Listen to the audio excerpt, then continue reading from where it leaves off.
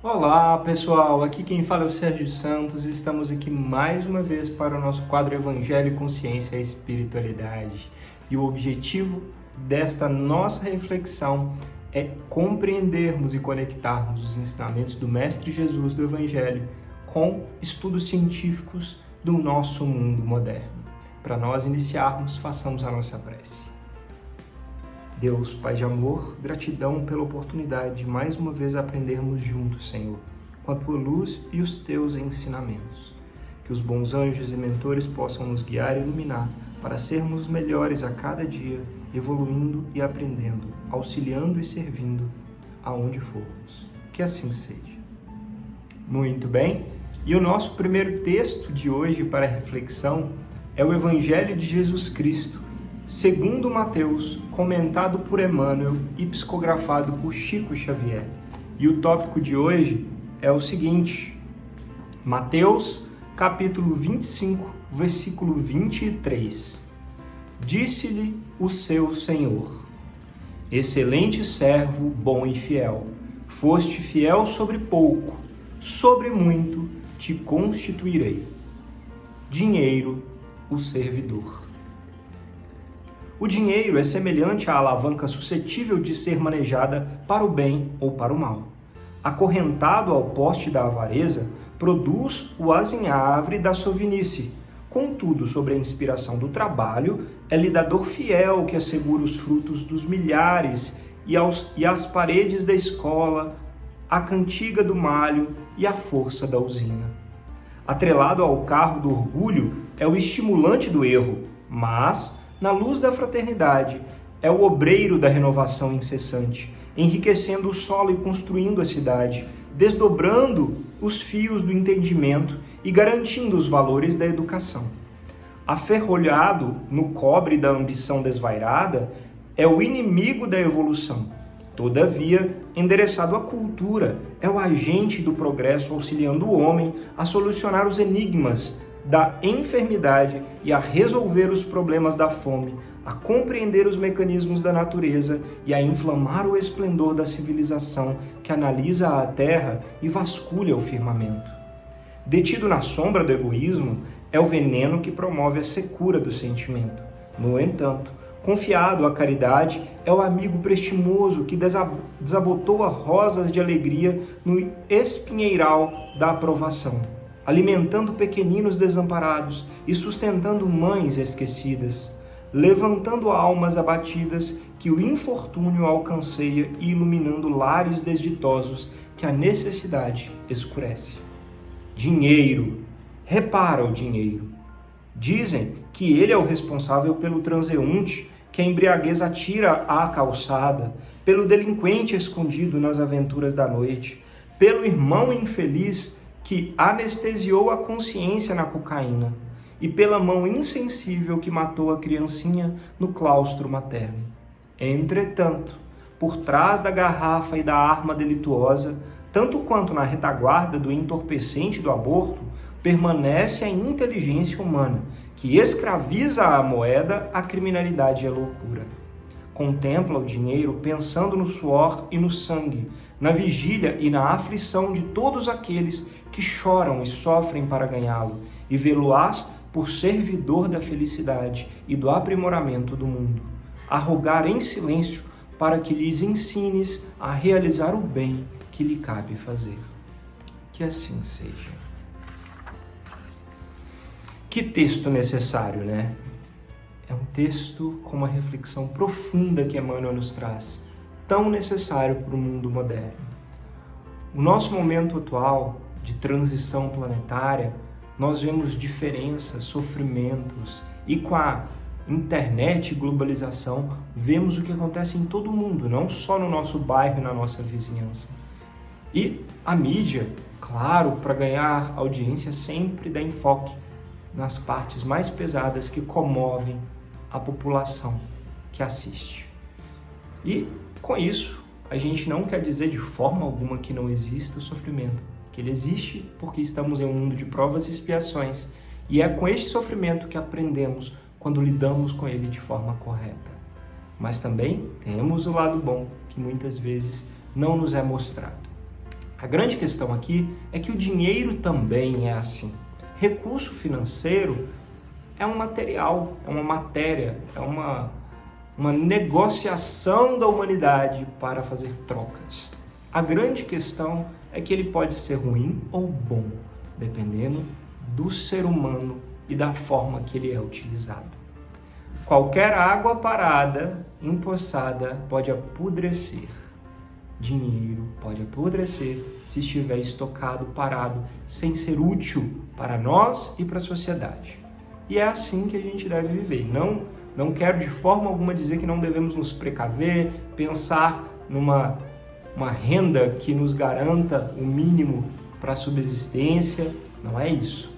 A grande questão é as grandes quantidades de dinheiro paradas ou que trabalham somente para o nosso ego, vaidade, orgulho, egoísmo e não auxilia a sociedade e o próximo, os que nos cercam, às vezes até parentes próximos que precisam e não recebem nenhuma migalha desse socorro. Como disse Emmanuel, quem gera o sofrimento, a embriaguez, o drogado, os absurdos que são cometidos com recursos financeiros, não é o próprio dinheiro, é quem o usa dependendo da forma que o decide usar. O que nós podemos fazer? Cada um de nós pode escolher fazer de uma forma diferente. Fazer o bom uso, no pouco e no muito. Esse trecho do Evangelho que foi refletido, o Senhor reconhece no servo bom e fiel, que no pouco soube multiplicar e servir de uma forma digna. E por isso merece ser confiado o muito. E nós hoje sabemos lidar bem com o pouco que podemos ter? Nós sabemos lidar, partilhar, amparar, servir, mesmo com pouco, para pensarmos no mundo? O que eu mais vejo e que eu tenho que também fazer um policiamento íntimo para me vigiar, para não cair nos erros que nós todos estamos suscetíveis, é as pessoas correndo atrás de ter mais e querer mais, sempre independente do que já conquistaram, do que possuem. E sempre quando fazem uma comparação, é com quem tem mais, com o que ainda deseja e nunca com a grande maioria que tem muito menos neste grande mundo. E aí, você já sabe partilhar um pouco para poder pedir e ter alguma perspectiva de se dar bem e lidar bem com o muito? Porque o muito nas mãos de alguém que não sabe lidar pode ser a maior perdição de todas. E dentro desse contexto, nós vamos ler um texto hoje que reflete exatamente sobre esse ponto, no nosso livro querido Alvorada Cristã, ditado por Neio Lúcio e psicografado por Chico Xavier. O tópico de hoje é o tópico 9, o ricaço distraído. Existia um homem devoto que chegou ao céu e, sendo recebido por um anjo do Senhor, implorou enlevado: mensageiro divino, que devo fazer para vir morar em definitivo ao lado de Jesus? Faze o bem, informou o anjo, e volta mais tarde. Posso rogar-te recursos para semelhante missão? Pede o que desejas, disse o anjo. Quero dinheiro, muito dinheiro, para socorrer ao meu próximo. O emissário estranhou o pedido e considerou: nem sempre o ouro é o auxiliar mais eficiente para isso. Penso, contudo, meu santo amigo, que sem ouro é muito difícil praticar a caridade, disse o homem devoto. E não temes a tentação do caminho? Disse o anjo. Respondeu o amigo: não. Terás o que almejas, afirmou o mensageiro, mas não te esqueças de que o tesouro de cada homem permanece onde tem o coração, porque toda a alma reside onde coloca o pensamento. Tuas possibilidades materiais serão multiplicadas. No entanto, não ouvides que as dádivas divinas, quando retidas desprepositadamente pelo homem, sem qualquer proveito para os semelhantes, transformam-se em prisioneiro delas. A lei determina que sejamos escravos dos excessos a que nos entregarmos. Prometeu o homem exercer a caridade, servir extensamente e retornou ao mundo. Os anjos da prosperidade começaram então a ajudá-lo. Multiplicaram-lhe de início as peças de roupa, os pratos de alimentação. Todavia, o devoto já remediado suplicou mais roupas e mais alimentos. Deram-lhe casa e haveres. Longe, contudo, de praticar o bem, considerava sempre escassos os dons que possuía e roubou mais casas e mais haveres. Trouxeram-lhe rebanhos e chácaras, mas o interessado em subir ao paraíso pela senda da caridade, temendo agora a miséria, implorou mais rebanhos e mais chácaras. Não cedia um quarto, nem dava uma sopa a ninguém, declarando-se sem recursos para auxiliar os necessitados e esperava sempre mais, a fim de distribuir algum pão com eles. No entanto, quanto mais o céu lhe dava, mais ele exigia do céu. De espontâneo e alegre que era, passou a ser desconfiado, carrancudo, arredio. Receando amigos e inimigos, escondia grandes somas em um caixa forte, e quando envelheceu de todo, veio a morte separando-o da imensa fortuna que juntou. Com surpresa, acordou em espírito deitado no cofre grande. Objetos preciosos, pedaços de ouro e prata e vastas pilhas de cédulas usadas serviam-lhe de leito. Tinha fome e sede, mas não podia servir-se das moedas. Queria liberdade, porém as notas de banco pareciam agarrá-lo à maneira de um visco retentor de pássaro cativo. Santo anjo, gritou em pranto, vem e ajuda-me a partir em direção à casa celestial. O mensageiro dignou-se a baixar até ele e, reparando-lhe o sofrimento, exclamou: é muito tarde para súplicas. Estás sufocado pela corrente de facilidades materiais que o Senhor te confiou, porque a fizestes rolar tão somente em torno de ti, sem qualquer benefício para os irmãos de luta e experiência. E que devo fazer, implorou o infeliz, para retomar a paz e ganhar o paraíso? O anjo pensou e respondeu: espalha com proveito as moedas que ajuntastes inutilmente. Desfaste da terra vasta que retivestes em vão. Entrega à circulação do bem todos os valores que recebeste do tesouro divino e que amontoastes em derredor de teus pés, atendendo ao egoísmo, à vaidade, à avareza e à ambição destrutiva.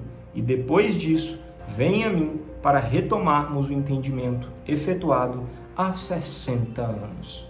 Reconhecendo, porém, o homem que já não dispunha de um corpo de carne para semelhante serviço, começou a gritar e blasfemar como se o inferno estivesse morando em sua própria consciência. Que assim seja. Como esse texto complementa a nossa reflexão de hoje, né? Este irmão que pediu para reencarnar com recursos materiais a fim de partilhar, de aprender a dividir, de ajudar aos semelhantes, não tinha uma preparação íntima para a caridade, para o amor. E o egoísmo venceu nessa encarnação, nessa chance, nessa oportunidade. E ele, quando desencarnou, começou a sofrer muito, preso, que se sentia na sua própria consciência, porque vale sempre lembrar que o inferno ou o paraíso está dentro de nós, na nossa consciência e na nossa alma, de acordo com o que nós sabemos que fizemos de bom ou ruim. E não adianta mentir para nós mesmos, porque a nossa consciência, ela é eterna, pura, e dentro lá dela está gravada as leis de Deus, que são eternas para todo o universo. Então, esse nosso irmão estava lá perdido. Por quê? Durante toda a encarnação, sempre achou que o que tinha não era o suficiente ainda para conseguir partilhar. Diferentemente do que lemos no Evangelho, o servo que com pouco foi fiel e aí mereceu muito, esse irmão teve o muito nas mãos e o muito para ele ainda era pouco. Nada bastava, nada era suficiente para conseguir começar a partilhar e ajudar aqueles que sofriam mais com ele e o serviam. Loucura uma coisa dessa. Se nós pararmos para refletir um pouquinho, se nós fazemos isso em nossas vidas, isso é uma loucura, porque a gente vai desencarnar assim. Essa vida é um sopro, a gente não sabe até quando estaremos neste corpo. E aí? Vai ficar tudo que juntamos materialmente aqui? A gente não leva nada. E aí, para que serviu gastar tanta força e energia para juntar e acumular algo que vai ficar e muitas vezes se perder, né? Então, que nós sejamos mais vigilantes com as nossas atitudes. Saibamos que mesmo no pouco que tenhamos, podemos sim e devemos ajudar um pouquinho que seja os nossos semelhantes, porque o servo fiel recebe recompensas. E aí, quem sabe, nós tenhamos uma preparação digna para sermos fiéis no muito também, servindo não só a nós, né, nessa vivência da matéria, mas aqueles que nos cercam, que fazendo uma sociedade mais justa, com certeza, rumando para a regeneração. E dentro desse contexto, nós hoje trouxemos um artigo científico muito interessante, cujo título é o seguinte: Maior igualdade, : a chave oculta para melhor saúde e maiores pontuações. Esse artigo, ou esse estudo, foi publicado no Journal Educador Americano, American Educator, pelos autores Richard Wilkinson e Kate Piquet. Esse artigo é muito interessante, eu fiquei realmente muito impactado com as verdades trazidas nesse artigo de revisão sobre a literatura da igualdade social. Sabe o que esse artigo nos conta? Ele começa fazendo uma comparação de uma criança que nasceu num país A, onde tem a maioria das riquezas e fortunas e bilionários do mundo, e um país B, que é muito mais pobre, gasta menos em saúde e educação, mas que tem uma maior igualdade na sociedade. Esse país A, que é muito mais rico, investe muito mais em saúde e educação, tem uma mortalidade de crianças, uma probabilidade dessa criança ser infeliz e desditosa ao longo da vida, do que no país B, que é mais pobre. Por quê? Por causa da igualdade. E dentro desse contexto, vários estudos vêm mostrando que uma sociedade mais igual é benéfica para todos, até para aqueles que têm muito. Quando a sociedade é mais igual, aqueles que têm muito se tornam mais felizes, mais capazes, conseguem desfrutar e viver melhor. E o oposto é verdadeiro. Uma sociedade muito díspare, como no Brasil, onde nós temos pessoas muito, muito ricas e uma grande maioria com muito pouco, gera controvérsia, sofrimento, aumenta taxas de mortalidade infantil, dentre outras coisas ruins. Portanto, o mundo feliz que nós queremos está também na igualdade, ou pelo menos uma busca por uma igualdade maior entre as classes sociais. Ou seja, façamos a nossa parte, claro, busquemos políticas públicas, bons governantes que consigam auxiliar nessa igualdade maior, porém, nós podemos fazer o nosso pouco, né? Ser fiel no pouco que tenhamos, através de negócios, de auxílios, de serviços, caridade e várias outras atividades. Que possamos, então, buscar ser fiéis no pouco para merecermos fazermos o que Jesus nos confiar no muito lá na frente. Que assim seja. Para nós encerrarmos, façamos a nossa prece. Deus, Pai de amor, gratidão por esses ensinamentos benditos, tão necessários neste nosso mundo de transição.